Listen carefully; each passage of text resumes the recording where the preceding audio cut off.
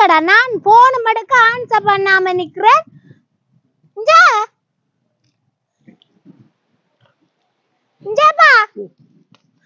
எத்தனை நேரம் கூப்பிட்டாச்சு.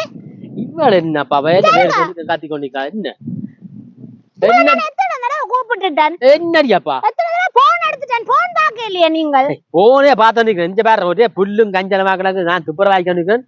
போன போய் பார்த்து நிக்க வேணுமே. நீங்களும் வந்து வேலை செய்ய மாட்டீங்க. ஒரே புல்லும் கஞ்சலமா கிடக்குது. மருந்து விற்கிற விலைக்கு மருந்து வாங்கியெல்லாம் அடிக்கலுமே. சரி சரி, இப்ப என்ன விஷயமாட்டு சொல்லி ஆத்த பறந்து வாராங்கன்னு என்ன பிரச்சனை?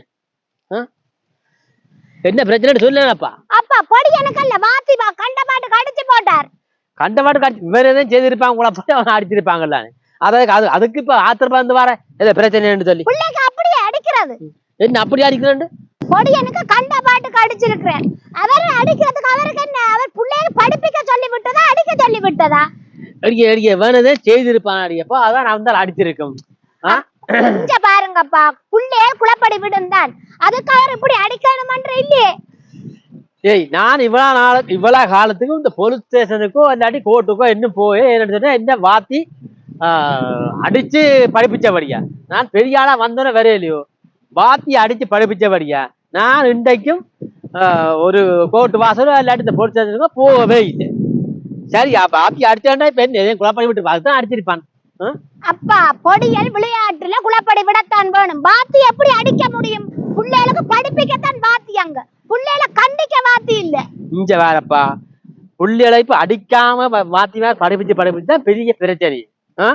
இந்த பொடி பொட்டி எல்லாம் ஒரே கஞ்சா அடிக்கிறதும் கசிப்படிக்கிறதும் சாராயம் குடிக்கிறதும் ஒரே குளப்படியுமா கிடக்குது. இந்த வாத்தி மேல அடிச்சு படிப்பிக்காம சரி அடிக்காட்டு பிடிச்சா சரி சரி. இப்ப அடிச்சாடி சொல்றேன். இப்ப என்ன மாதிரி அடிச்ச காதக்கரை பொத்தி அடிச்சு போட்டு காயம் பெருத்தக்கன்னு அடிச்சு போட்டுரும். அதானப்பா, நீங்க பொடியனை வந்து பாத்தீங்களா உங்களுக்கு அப்படி அடிச்சிருக்கிறாருன்னு தெரியும். இங்க பாருப்பா, இந்த பிரச்சனை நீங்க போய் பள்ளிக்கூடத்துல பாத்திட்டு கேட்க போறீங்களோ இல்ல நான் போகட்டும் முதல்? சரி, நீ இப்ப போய் புள்ளைய கேட்டீங்கன்னு சொன்னா அந்த வாத்தி நாளைக்கு என்ன செய்வான்? போய் கேட்டா இனி அந்த அவனுக்கு படிப்பிக்க மாட்டான், அடிச்சு அடிக்க மாட்டான், அடிச்சு கிடிச்சு படிப்பிக்க மாட்டான். இவன் இப்படியே கருதலையா போறான். சரியோ?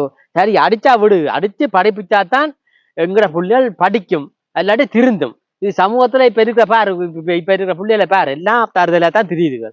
ஏன் சொல்ற? அன்றைக்கு அந்த மணியத்தாட்ட பொடிக்கன்னு வாத்தியான படிப்பிக்கிறான் தானே. நான் அப்ப அன்றைக்கு அந்த கொஞ்சம் பொடிக்கிறதுக்கு அந்த பத்தைக்கு வீடியோ பார்த்தா நான் அந்த வாத்தியை கேட்டுனான். என்ன மாஸ்டர் இப்படி பொடிகள் வீடியோ பார்த்துறாங்கன்னு சொல்ல, அதையே என்ன பறைவான்.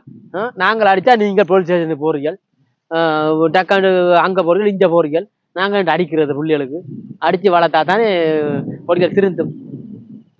அப்பா நீங்கள் என்ன சொல்றீங்களோ எனக்கு தெரியாது. அவர் என்ன பிள்ளைக்கு அடிச்சது பிள்ளை, நான் பள்ளிக்கூடத்தை அதுவரை கேட்க போறேன்.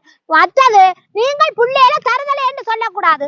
பிள்ளைகள் நல்ல வழிக்கு வாரத்துக்கு இவை இப்படி அடிக்க கூடாது. கண்டிப்பா கண்டிக்கத்தான் வேணும். பிள்ளைகளுக்கு இப்படி மொக்காடி அடிக்க கூடாது. நீங்கள் இப்ப வர போறீங்களோ இல்லையோ, நான் நேரா போலீஸ் ஸ்டேஷனுக்கு போய் முறைப்பாடு போட போறேன். எந்த பிள்ளைய அடிச்சதுக்காக முறைப்பாடு போட போறேன். நீ போலீஸ் ஸ்டேஷன் சொல்லி சொல்லி விட்ட புள்ளிய முதல் குட்டிச்சுவர் ஆக போற. அவன் நாளைக்கு இப்ப படிக்காத ஒரு ஆளா வந்து உண்ட பொடியனை கொண்டே பொழுது அடிக்கிற அளவுக்கு தான் நீ வளர்க்க போற புள்ளைய. சரியோ? பொடியனை குட்டிச்சவர் ஆக போற. நான் பொழுதுக்கு வரவே பெற மாட்டேன். உண்ட புள்ளைய எதிர்காலத்தை எல்லாம் பண்றது நீ தான். சரியோ? புள்ளைய குட்டிச்சவர் ஆக்குறான்னு சொன்னா போலீஸ் ஸ்டேஷனுக்கு போ. அடியை, நீ இப்ப பொழுதுக்கு போறான்னு சொல்ற. நாங்கள் அன்றைக்கு பள்ளிக்கூடத்துல போயிருக்கல எங்களை வாத்தி மாதிரி அடிச்சா இந்த வீட்டை வந்து சொன்னா ஏன் என்னத்துக்கு அடிச்சான்னு சொல்லி கேட்டு எங்களுக்கு திருப்பி அடிக்கணும். திருப்பி எந்த அப்பா அம்மா கூட்டிக்கொண்டு போனா தான் நாளைக்கு வாத்தி அங்க படிப்பிப்பார். சரியோ? அது அப்படி இருந்தபடியாத்தான் இன்றைக்கு நாங்கள் எப்படி இருக்கிறோம். இப்பத்தே புள்ளிகள் வாத்திய மறைக்கிறது, வாத்திக்கு அடிக்கிறது, கஞ்சா பத்துறது ஒரே பிரச்சனை. ஒரே பள்ளிக்கத்துக்கு ஒரு புள்ளிகளும் போயிடாது. வெறிஞ்சு கட்டிக்கொண்டு எல்லாரும் போறீர்கள் வாத்தி இந்த பிள்ளைக்கு அடிச்ச உடனே சும்மா அவங்கள அடிக்கிறாங்க. அவன் படிக்கணும்னு அடிச்சிருப்பாங்க, இல்லாட்டி குழப்படி விட்டு அடிச்சிருப்பாங்க. அதை விட்டு பேசாம போய் வீட்டாரு அவன் போய் பள்ளிக்கத்தை வடியா படிக்கட்டும். அப்பா இங்க பாருங்க, நீங்க என்ன சொன்னாலும் நான் கேட்க போறது இல்ல. அவை அடிச்சது பிள்ளை, எந்த பிள்ளையில நாங்கெல்லாம் பாக்குறோம். அவை அடிக்க இயலாது. நான் இப்ப உடனே போய் கல்வி திணைக்களத்துக்கு நான் போறேன். அதையும் அதுக்கு நடவடிக்கை எடுக்காட்டி நேரா போலீஸுக்கு போறேன். நீங்க வராட்டி நீங்க இருங்கோ. எந்த பிள்ளைக்கு அடிச்சது பிள்ளை, நான் போறேன். நீ வளர்த்த நான் தான் கூட பாக்குறேன்னு சொல்றேன். எங்கட புள்ளிகளை வந்து கூடுதலா பாக்குறது இந்த வாத்திமார் தான். வாத்திமார்ட்ட பராமரிப்புல தான் எங்கட புள்ளிகள் கூடுதலா வளருது. அவங்க எல்லாம் கூடுதலா பாக்குறாங்க. எத்தனை மனத்தையெல்லாம் வச்சு படிப்பிக்கிறாங்க. உங்களோட புள்ளிகள்ட்ட பிரச்சனைகள் அந்த குழப்படிக்கெல்லாம் தாங்கி தாங்கி தான் படிப்பிக்கிறாங்க. நீ நடுவ பாப்பீங்க. இப்ப 24 மணி நேரம் பிள்ளைய பார்த்து வந்துருப்பீங்க. அவங்க எல்லாம் பாக்குறாங்க. சரி இப்ப என்ன நடந்தது? ஏதோ குழப்படியா விட்டுட்டாங்க. ஏதோ 2 தட்டு தட்டிக்கிட்டாங்க. சரி அதை விட்டுட்டு பொடிச்சு போறேன்டா அந்த புள்ள படிக்குமே, படிக்காது. கடைசியே படிக்காது. தருதலையா தான் போகும்.